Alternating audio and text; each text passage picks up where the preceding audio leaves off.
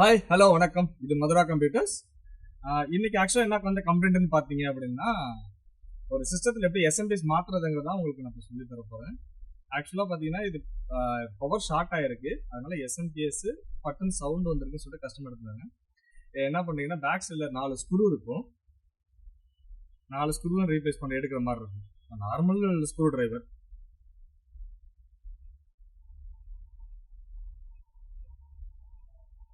Okay, 4 remove பண்ணுறோம். Remove பண்ணிவிட்டு அந்த பின் எடுக்கிறதா மேட்ரு உங்களுக்கு. ஆக்சுவலாக அந்த பின் கழட்டும் போது இந்த இருக்குது பார்த்தீங்களா, சின்ன பின் மாதிரி காமிக்கிறோம் பார்த்தீங்களா, லாக் மாதிரி காமிக்கிறோம். இந்த லாக் அதை அழுத்தி பிடிச்சிட்டு எடுக்கணும் நீங்கள், அப்போ தான் அதை அங்கேருந்து ஓப்பன் பண்ண முடியும். நீங்கள் பிடிச்சி இப்படியே உருவுனீங்க அப்படின்னா அந்த பின்னை சேர்த்து உடஞ்சிடும். அது சின்ன லாக் மாதிரி இருக்கும், இந்த இருக்குக்கா தெரியுதுங்களா, இந்த பிளாக் கலர், அந்த லாக்கை பிடிச்சி எடுக்கணும், அப்போ தான் உங்களால் அதை எடுக்க முடியும். இப்போ பாருங்க, தெரியுதா? எடுத்தது இந்த புதிய எஸ்எம்பிஎஸ். இது நார்மல் SM450 எஸ்எம்பிஎஸ். இது ரேட் வந்து 500 rupees. இது ஜஸ்ட் அதே இடத்துல வச்சு புல் பண்ணிடுங்க. இதுக்கப்புறம் டிஸ்பிளே வரல, அதுக்கு வேற வீடியோ இருக்கு, கீழே டேக் பண்றேன், அதையும் பாருங்க. அதே மாதிரி கலட்டின மாதிரியே எஸ்எம்பிஎஸ் போட்டுருங்க.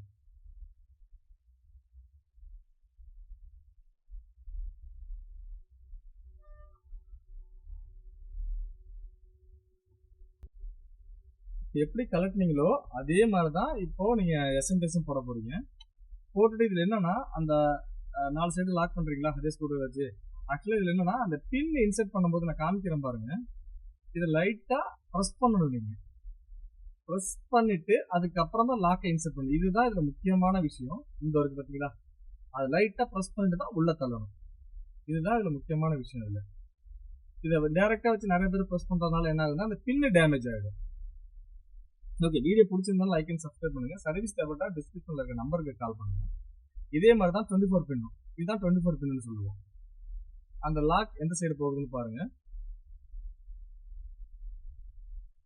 ஓகே, அதே மாதிரி தான் பின் லைட்டா அந்த நாப் மாதிரி இருக்குல்ல, அதை அழுத்தி பிடிச்சிட்டு அதுக்கப்புறம் இன்சர்ட் பண்ணீங்கன்னா இன்சர்ட் ஆகிடும்.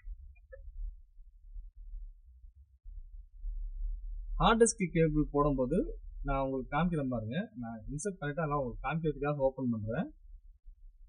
இந்த அந்த gold hard disk back side gold மாதிரி இருக்கா, அதே மாதிரி இந்த பின்னிலையும் கோல்டு மாதிரி இருக்கும். இந்த கோல்டு எந்த சைடு இருக்கோ அந்த சைடு தான் வச்சு நீங்க இன்சர்ட் பண்ற மாதிரி இருக்கும்.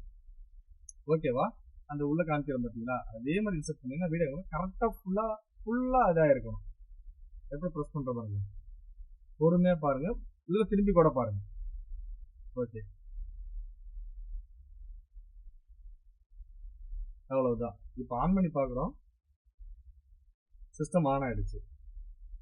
டிஸ்பிளே வரல. எஸ்எம்பிஎஸ் மாற்றும்போது என்ன ஆகும்னா ரேமை கழட்டி ஒரு தடவை கிளீன் பண்ணி போட்டால் தான் டிஸ்பிளே வரும். ஓகேவா? பாருங்க இப்போ